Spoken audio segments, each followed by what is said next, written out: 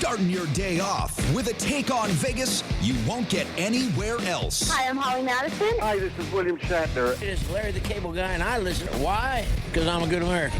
So is he. And if you don't listen to him, you need to pack up and leave this country. This is the Vegas Take with Sharp and Shapiro. Come on, guys! All right, what's up, everybody? It is the Vegas Take on a Tuesday. That's what day it is, right? Yeah, it's Tuesday. My mind's a little mixed up because my family's been in town. I've been a little bit distracted, but we are here. We got a big show lined up for you, a lot to get to, a lot to go over. Chris Wynn, who usually joins us in studio every Monday, joining us here today. What day is it? What are we doing here? It is Tuesday. Oh, it is. Yes, it is. And we got a big show lined up for you, as I mentioned. So coming up in hour number 3, we'll be speaking with this guy's in the Guinness Book of World Records. He is the fastest magician on the planet, and he is performing at Excalibur. Hans Kloke. When I think of the name Hans, I think of Die Hard.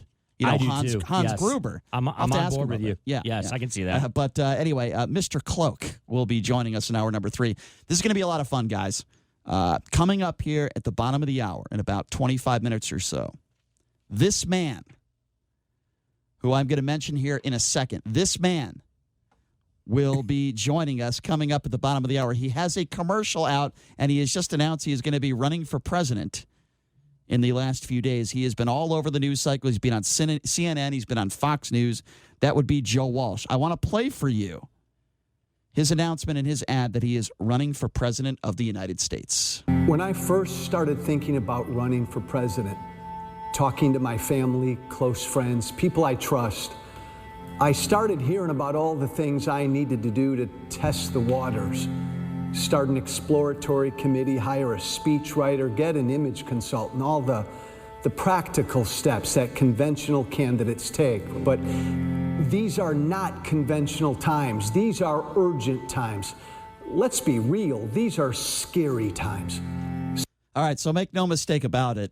Joe Walsh has said some very controversial things in the past. He's got some baggage. Yes, and he has apologized to his credit. I don't know what's in his heart, but we'll talk to him about that. He has apologized, something that Donald Trump has not done for basically anything. But what do you guys make of this guy? We're going to have him on the air. Again, Joe Walsh will be joining us in about 20 minutes. He is a libertarian, will be running for president of the United States against Donald Trump. He's been all over the news cycle, and we're very lucky to have him coming on here in just a few minutes. Guys, what do you make of, JD, what do you make of this guy, Joe Walsh?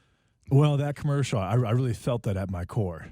Are you being sarcastic? I am being very sarcastic All about right. that. I think Joe Walsh probably doesn't have much of a shot here. I think he's going to have to basically run under I'm not Donald Trump, vote for me, which is certainly Well, not that's what he's doing. Which is certainly not going to work, but I'm excited to have a conversation with him.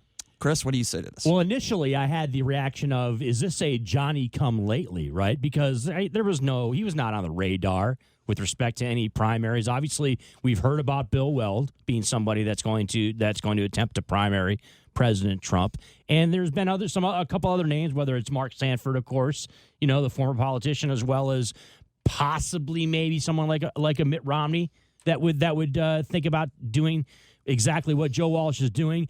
But doing some more research into Joe, you find out that, look, he's been someone who has been basically, for all intents and purposes, anti-Trump since 2017, since early 2017. So it's not a Johnny-come-lately situation. But I'm be very intrigued, Brian and JD, to find out what is the nuts and bolts of his presidency. Because you can't run for president. Yeah, you can't just do that, right, Brian? You can't just say, oh, Donald Trump is this, Donald Trump is that, and so I need to run against him. You can't run for president without a platform. Now, I'm not saying he doesn't have a platform, but I haven't really heard it. So we will talk to him about that coming up in about 15, 20 minutes, and I agree with you. It's going to be an interesting conversation, and we appreciate the fact that he's taking time. By the way, I want to announce this really quickly. We have Michael Avenatti on the show every Wednesday. Well, guess who's going to be joining him tomorrow? None other than Tom Arnold. We have Tom Arnold and Michael Avenatti that'll be on the air at the same time. I don't know if my head can handle that. It's going to be a lot of fun, though. So we'll be joining them tomorrow. But again, if you missed what we just were talking about, it's Joe Walsh, who's running for president as a libertarian, and he's going to be joining us coming up here at the bottom of the hour. So speaking of the presidential election, this is a big story. This is a big deal. A Monmouth poll just came out that shows that Elizabeth Warren and Bernie Sanders are tied, a dead heat, with Joe Biden in the Democratic Party. Now, I got to be honest with you. I did not see this coming. And again, we don't know how accurate these polls are.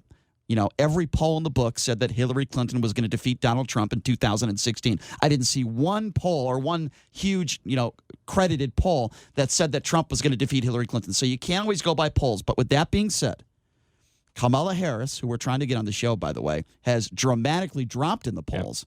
And Elizabeth Warren, who's had some controversy of her own. I always felt like she was similar to Hillary Clinton in this aspect, where she doesn't really resonate with people. At least I thought that. But the difference I thought between Elizabeth Warren and Hillary Clinton is that Warren seems to know how to campaign, and she is a much harder worker for the vote, and she talks to people more. And maybe it's working. I don't know. Maybe it's working. I always thought that Bernie Sanders was way too far to the left to have a chance. Maybe I'm wrong on that. Joe Biden has said a lot of blunders recently, and I don't think it's because he's not smart. I don't think it's because he's mentally ill. I think it's because the guy's just getting old, and he misspeaks. People do that when they get older. Doesn't mean he can't be the president of the United States. No. So let me ask you guys this. What do you make of this new poll that shows that Elizabeth Warren and Bernie Sanders are in a dead heat with Joe Biden? JD, what do you say? What are you picking? What are you doing? Are you picking a scab on your leg? I'm totally fine, Brian. But no, Elizabeth Warren, in my opinion, has absolutely no chance whatsoever against Donald Trump. If they are tied with Joe Biden, assuming that's true, I think that Donald Trump can run over all three of these candidates very easily. I believe that Kamala Harris is the most difficult candidate for him to go against because she's a woman and she's a woman of color. But why? And he can't just consistently attack her for being that. And we've talked about this, and I agree with you on that. But why? Why is it that Kamala Harris has dropped so much in the polls? That's the question I have. Well, Tulsi Gabbard got her pretty good at the debate. You think that's the only reason? No, that doesn't make a ton of sense, though. There should be more to it than I don't know if I trust this. And I'm not sure if I honestly believe it, to be honest with you. I don't believe it either. It's down to 8%, and she was, 19%? Something doesn't add up to me. 3 or 4 weeks ago. We'll open up the There hasn't been any big news. Typically, big news changes something like this, and I haven't seen that big news that would change a poll this dramatically. I want to open up the GCI guys hotline. What do you guys think about this new poll? Elizabeth Warren and Bernie Sanders, allegedly, according to a Monmouth poll, in a dead heat with Joe Biden. We'll take your phone calls right now, 702-257-5396, 257-5396. Also, I ask you this question. We have Joe Walsh coming up here in about 15 minutes. What do you think we should ask Joe Walsh? We will take your opinions, I guess. What do you think we should ask him? We'll hear what you have to say. 257-5396. If we like the question, we will definitely ask it. Again, that number, 257-5396. I think when I look at this poll situation, don't overreact out there, people, okay? It's one poll by Monmouth, right? And there's been discussions as to whether or not how viable it is and how important it is, all right? Don't get too high, don't get too low when you're talking about these, there's still way too many candidates in the field for the Democrats to start making observations or making predictions regarding the general election. In 2020, we are months away, okay, from the election. So all this, talk that Joe Biden's done or, there's no way Bernie Sanders or Elizabeth Warren could beat Donald Trump. I mean, it's just far too soon to make those analyses, okay? Yeah. And by the way, wasn't it a matter of maybe 2 weeks ago that even a Fox News poll had all three of them beating Donald Trump in a general election right now? So it doesn't even matter. Speaking of Donald Trump, by the way, he does think that we should nuke hurricanes. That's the latest from our genius President Donald Trump. Yes, that's right, folks. I'm not making this up. He said that he is seriously considering nuking hurricanes. As I mentioned, that number to call, 257-5396, 702-257-5396. Let's start off with Carl. Carl, what's happening? Hey, Brian, how you doing? Good. What's going on? I was going to talk about something else, but if he does nuke hurricanes, I don't think he realizes that the atomic fallout in the rain and the winds would spread over land. Well, it's an idiotic. It's a complete idiotic and ignorant statement.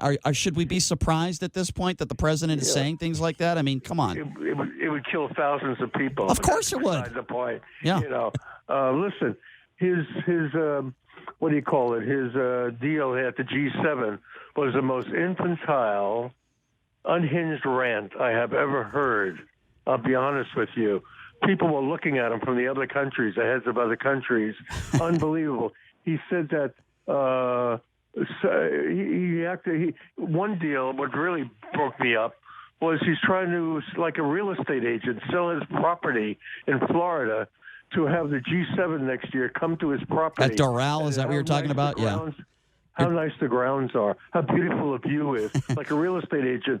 I checked into that. There's something illegal about that. That's a good point. Let me just explain to people. Yeah, so I believe you're speaking of Doral, right? Isn't that where he wanted it? Yes.